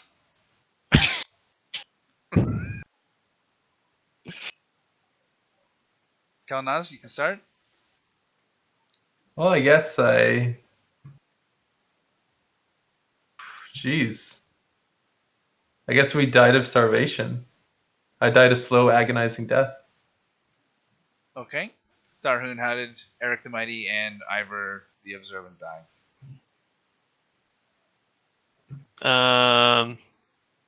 Ivor the Observant didn't notice a bear behind him and he got mauled. And Eric the Mighty tripped on a log and smashed his face on a rock. That's rough. Alright, Grage, how did Halvar the Frightening die? He was stabbed in the back by one of his companions as they tried to climb into his skin for warmth from the cold, frozen pine plains that they found themselves in. But unfortunately, at the same time, his companion stabbed himself on his rib and bled to death beside him. Devastating.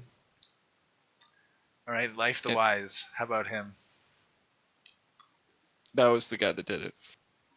Oh, Fuck that guy. I bled out after stabbing Halvar the Frightening. I was so wise to his frightening ways. So after becoming hopelessly lost, all of you died in those varied ways, and then find yourself back again at the edge of the snow-covered forest with the tower of ice ahead of you. Did I die? Oh, I'm sorry, We I all must have died. skipped you. Oh, Yeah, Eikooc, Oh, there were no survivors. I died in silence. how did and Alpha nobody Silent noticed. die? Oh, yeah. Nobody noticed. Everyone was dead and could not retell your story of death. I died just in silence. Not missed by anyone. That's right. Okay, well, I'm sorry, Elf, you may describe how you died terribly now. No, I'm good. Just I died in silence. A tree branch through the throat. Ooh. Yep. Thought it was a deer. Yep. Okay, so you guys end up standing right at the beginning of the dream again.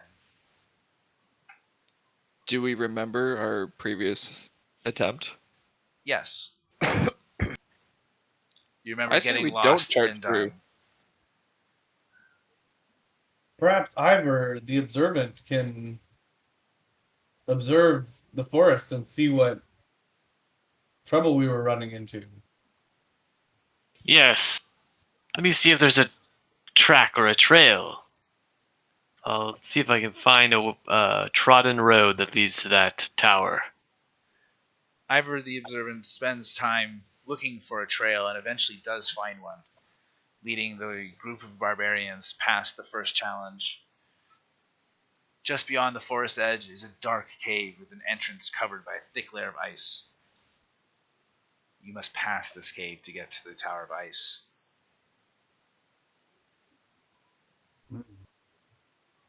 Well, can anyone You light a know this fire to place melt the ice? to be the Cave of the White Worm.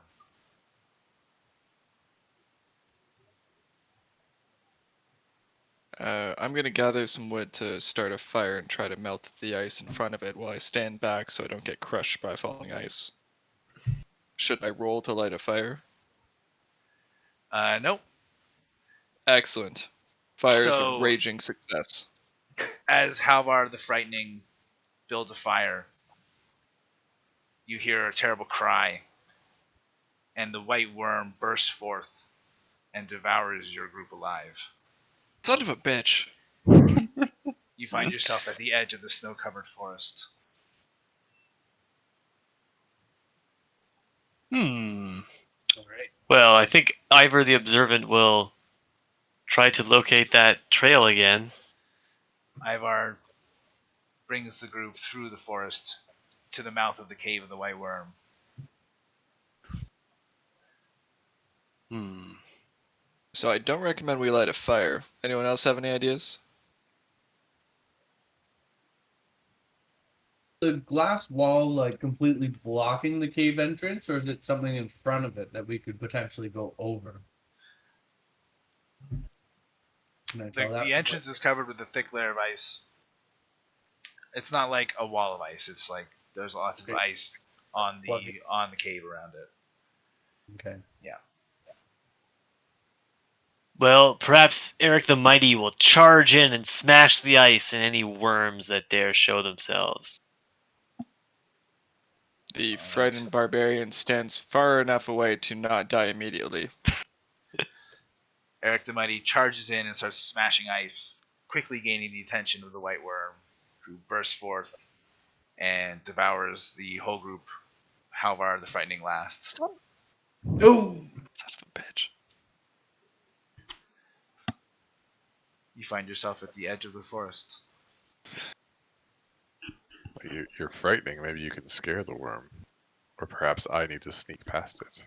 I like this idea. Alright. I've lived a long and fruitful life. Scott, the barbarian, track us to the front of the cave, please. Ivor the Observant searches for a trail.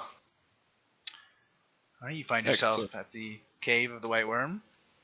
Excellent. I shall go by myself and sacrifice myself so the rest of you can carry on, and the worm will be freed and you'll be able to go deep and down into the cave.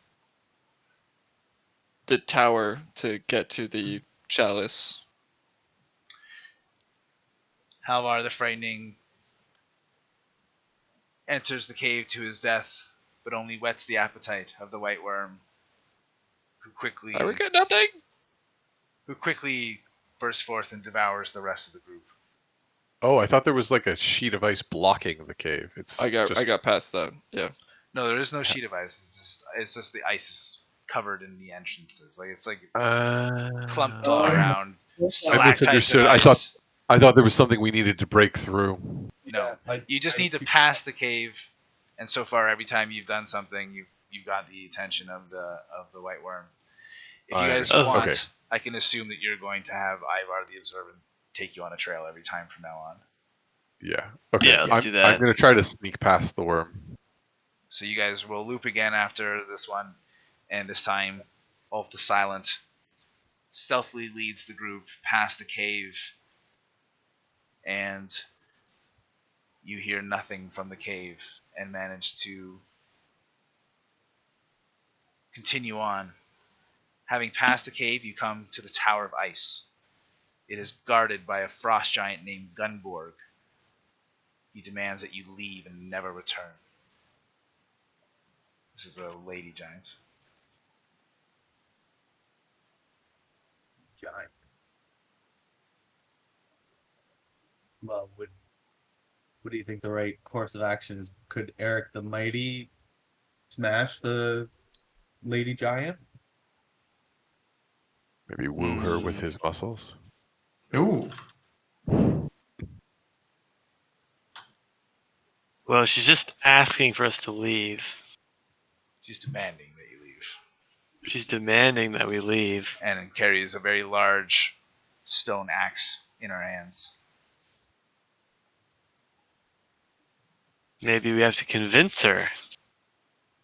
Maybe with some wisdom. Fast. Doesn't sound very barbarian-y.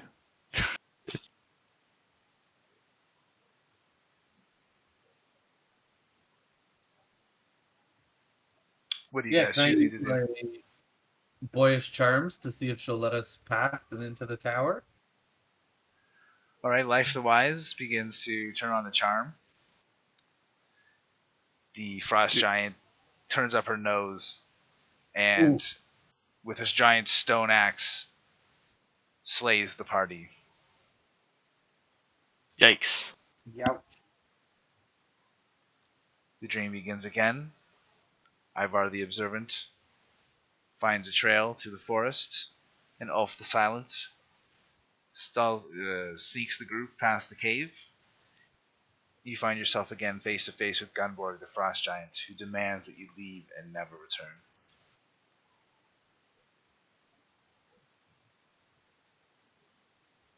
Well, Hmm.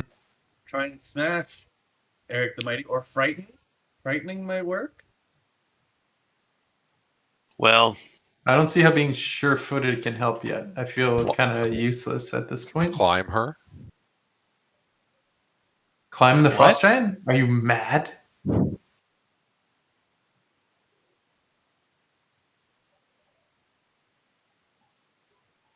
What's the plan? I think Eric the Mighty will challenge the Frost Giant to let us pass. Eric the Mighty challenges Gunborg the Frost Giant, who makes quick work of Eric the Mighty. and his companions. The dream resets, and after a time you find yourself back at Gunborg the Frost Giants. What if Grage becomes a larger frost giant or a fire giant and frightens the ice giant?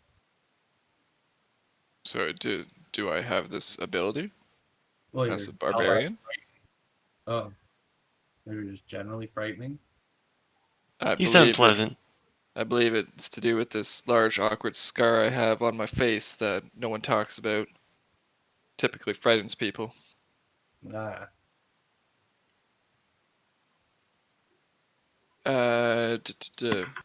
Does the observant person see any sort of weakness on the giant? No, not really. This is dream logic, so it's whenever you fight, it's not like a regular fight where things are going to go down in kind of a fair way. So, like, she'll always beat you guys, essentially, unless you choose the right option. Do these giants have one eye or two eyes? They have two eyes. This is just like a blue-skinned, very large giant.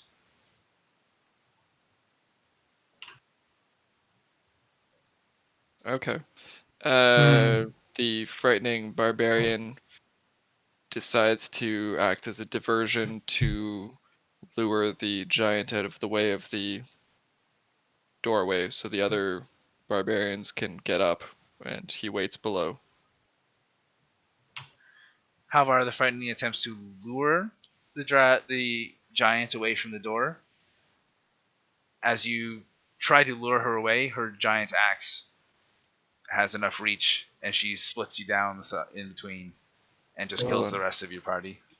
Hold on, I'm rolling a dodge here. How do I roll a dodge? D100. Maybe that would work.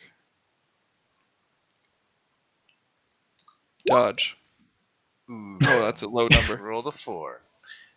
So either way, you guys, after trying to lure the giants away from the door, end up having a dream reset, and once again arriving at the tower.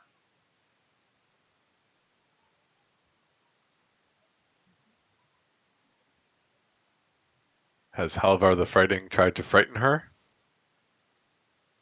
Boo! He tried one-on-one combat. Tried combat. We've tried seducing her with the wisdom. What about How about the short-footed dodging the axe?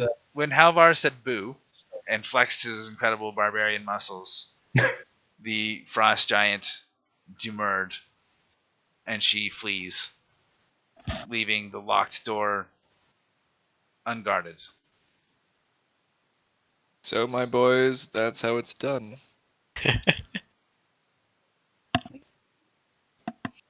I would recommend that we save and continue on.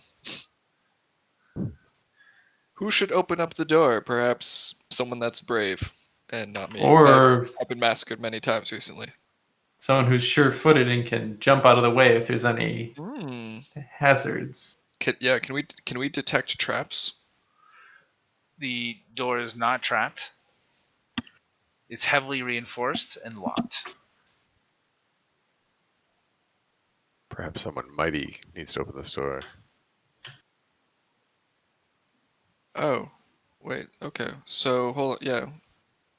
Each one of us has a challenge. Okay. So I said boo. Got tracked. So who's left? Sure-footed. Oh wait, mighty, and someone snuck. Yeah, mighty. Mighty can smash I've the crossed. door. I've crossed out the ones that are done. Oh, okay. So who's left? Sure-footed, mighty, and wise. Okay. We're metagaming this shit. Locked. So the wise person, does the wise person see any other way up the tower? Leaf notices that the wall is slippery. Ooh. Then perhaps the sure-footed person should reach up and grab the item that we're searching for. Very well. I will navigate this slippy terrain Quick, have a drink first. Deftly, of course. I'm a barbarian. And sing a song on your way back at victory.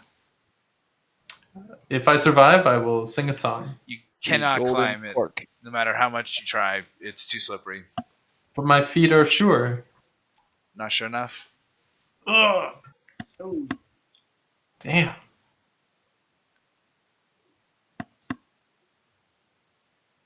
very So who's left? The wise? There's a door in front of us, right? Yeah.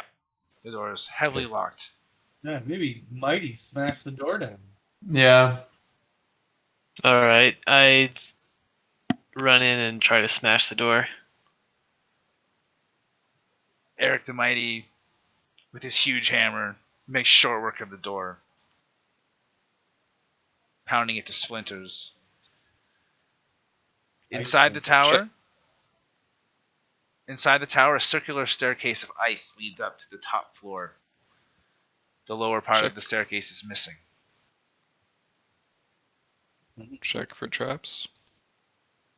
Well, I should be able to like jump across. Take a rope with you. We can. Like, is it enough that someone who's sure-footed could jump across the gap? There is no gap. It's a circular staircase of ice where the lower part of the staircase is missing. Okay, the So lower like, part of the there's no way to get onto the stairs, right? They don't reach the ground. The barbarians form a pyramid and allow the sure-footed person to jump from atop.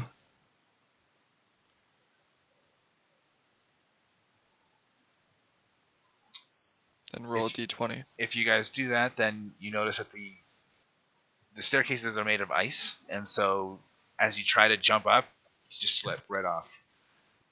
Even the sure-footed Even barbarian? the sure-footed.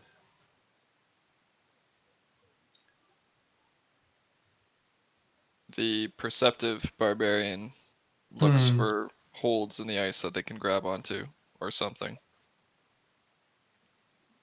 Well, maybe there's something Halvar wise we could do.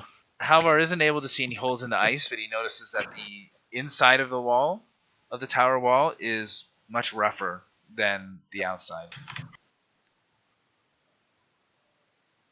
Maybe not slippery.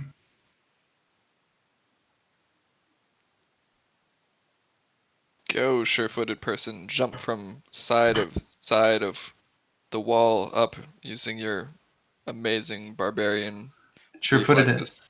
sure-footedness. Okay, I'll like wall jump from wall to Right wall to to left. wall. Yeah, Like yeah. this. Back and forth. Like this. Parkour. Look at me go. I'm climbing up. Oh, the other barbarians cheer him on. I don't Corbin hear the any cheering. sure-footed Woo! climbs up the inside of the wall, Then deftly climbing up, such as Kelnozz just demonstrated, and throws down a rope, letting you all climb up to the topmost landing. Can I do a backflip? You all die in the dream resets. Ah. Damn it! I was It's all about to say different I this stayed time. behind. What? No. Kolbon the sure-footed does a dream-like backflip. Hell yeah. As you all reach the topmost landing, a door leading to a chamber of ice is there, complete with an ice bed, an ice wardrobe, and an ice mirror. In the chamber's solitary window is the golden torque.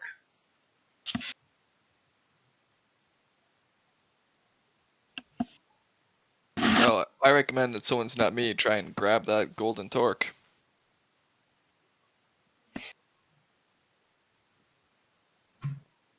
Fuck it. I grab the golden torque. grab the golden torque. Wisely, of course. Both of your hands pass straight through the torque. Hmm. There's nothing there to grab onto. What was it sitting on? Wait, what? The windowsill.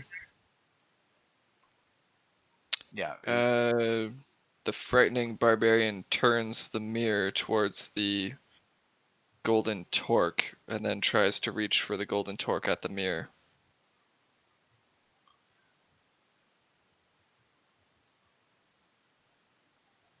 Halvar is unable to do that. Nuts. His hand just hits the mirror. Ah. He is too frightened of his own reflection to even really try. Perhaps the wise one. Yeah, Leaf the Wise will go up to the mirror and try to reach through it to grab the torque. Life the Wise spends a few more minutes examining the mirror and is able to determine its magic. And upon saying this, speaks a magic word as he reaches his hand into the mirror and takes hold of the reflected torque. As soon as this happens, you all wake up on the skiff in the astral plane. Holy fuck, mates, that was weird. That was. Did you have the same dream that I had? I don't know what Uh, dream you had. We were handsome, rugged barbarians. I do recall a song. We do, very, very vaguely.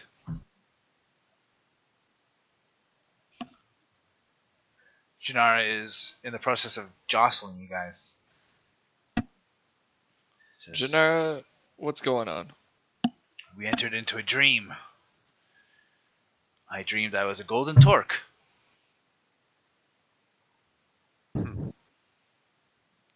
Interesting, Janara. But we were able to make good distance going this way. She points, and in the far distance you can see what looks to be like a floating island, floating rock. It's kind of hard to tell the scale from here. She says, I'll go no further. I do not want the Gith Capacitator to warp my mind. Go forth. Complete your mission, Rakma. And I'll be waiting for you here. Well, And with- Janara, I hope that we see you again someday. But if we don't, just know I won't miss you. Goodbye. If you fail, then I will be enslaved to the Mind Flayer. So I'm sure I will not miss you. So I hope you can understand how much we are rooting for you. Everybody's counting on you. Janara, Surely you must be kidding. what's to stop us from taking control of you if we get this artifact? Her face darkens and says, I don't think that any of you would know how, but the suggestion is quite concerning. Do I have anything I should need worry about, Grage? Possibly. We'll see how this unfolds. Anyway, let's go forward. Alright, and we'll stop there for the night.